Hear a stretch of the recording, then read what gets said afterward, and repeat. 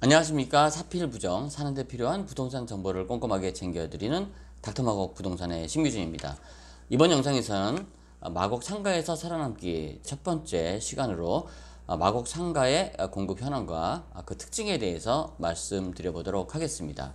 이 마곡지구는요, 한 110만 평 정도의 이 넓은 토지 위에 주거지역, 그리고 상업과 업무, 그리고 산업단지뿐만 아니라 이 대형 공원까지 갖춘 그런 자족도시로서의 개발이 진행된 곳입니다. 주거단지는 한 32만 평 정도가 되는데 한 12,000세대가 거의 95% 이상 공급이 됐다라고 보시면 될 것 같고요. 이 공원과 복합단지 같은 경우에는 한 21만 평 정도이기 때문에 서울 최대 넓은 공원으로 지금 알려지고 있습니다.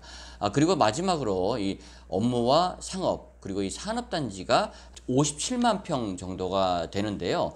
이 주거와 업무 그리고 공원이 함께 있기 때문에 우리가 상가에 대한 투자 가치가 굉장히 높게 평가되었던 그러한 곳으로 볼 수가 있겠습니다. 즉 일주일 상권으로서의 어떤 그런 기능들, 주거와 이런 업무가 합쳐지다 보니까 많은 사람들이 여기에 거주할 수 있고 또 유동이 인구가 늘어난 어떤 그런 현상과 더불어서 이 공원에 주말이면 많은 관광객들이 또 몰릴 수 있는 이러한 알파까지 합쳐지다 보니까는 이런 상가에 대한 기대 심리가 굉장히 컸던 그런 곳이라고 볼 수가 있겠습니다.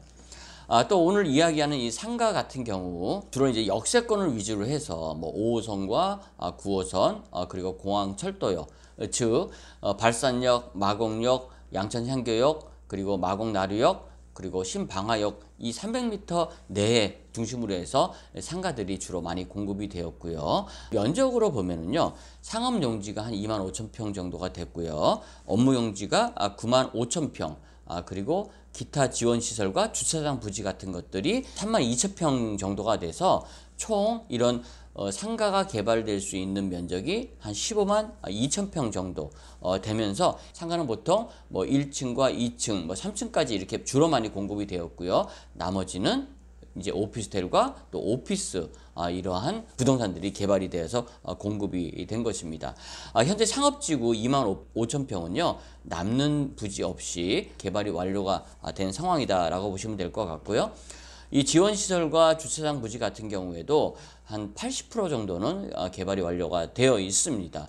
업무 용지가 한 9만 5천 평 정도가 되는데 주로 여기에는 이제 오피스텔과 오피스가 들어갔고요. 그 지상 1, 2층에 이제 주로 상가가 들어갔는데 이 9만 5천 평 중에 사실 우리가 백화점 부지와 특별계획구역, 이 CP구역이라고 하는 이 가장 중요한 핵심 구역 3만 6천 평 정도가 아직은 미개발 상태입니다.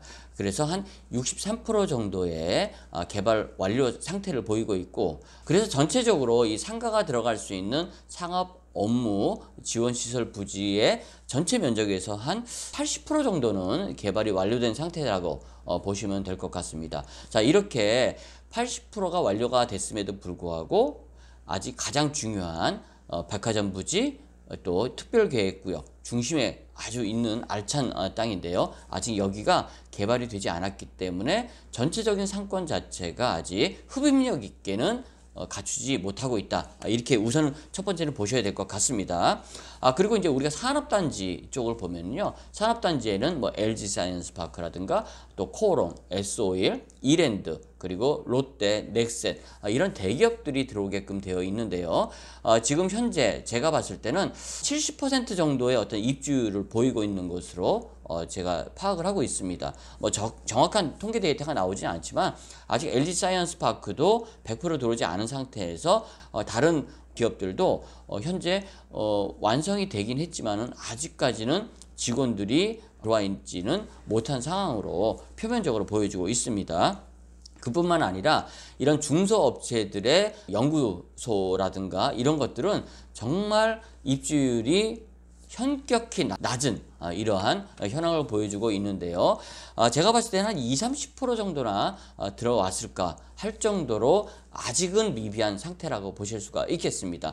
특히나 아직까지도 이 산업단지 중에 미분양 상태로 남아있는 그러니까 미분양이라는 것 자체가 아직 이 사업성이 없기 때문에 토지 분양이 된 것이 아니라 SH공사에서 아직까지는 계획을 세우면서 뭐 지식산업센터 부지로 계획을 하고 있는 땅이라든가 아니면 아직까지도 그냥 남겨두고 있는 땅들이 남아있다라는 사실을 우리가 생각을 해볼 수가 있는데요. 그래서 이 산업단지의 전체적인 개발률을 보면은 제가 봤을 때는 한 5, 60% 정도가 됐을까 할 정도로 아직은 미비한 상태입니다. 즉 상권이 아주 크게 형성될 것을 기대하면서 상가를 투자하셨던 분들은 마곡지구에 이거 왜 이렇게 안 되는가를 우리가 세부적으로 봤을 때는 우선은 가장 중요한 CP구역, 특별계획구역과 백화점 부지가 남아있고요. 그리고 이 대기업들이 아직 100% 차지 않은 상황에서 다른 중소업체들의 이런 입주율이 현격히 낮은 이런 상황을 보이면서 아직까지도 빈 땅이 많이 남아있기 때문에 상가는 다 들어왔는데 소비할 사람들이 아직 제대로 들어오지 않은 그런 상황이다라고 보시면 될 것 같습니다. 그렇기 때문에 우리가 여러 매체라든가 이런 유튜브를 통해서 마곡의 상가 문제가 있다 뭐 이런 식으로 이야기를 하는데 그냥 그렇게 겉만 볼 것이 아니라 정말 왜 그런지에 대한 이유를 우리가 소상히 조금 알아야 될 것입니다.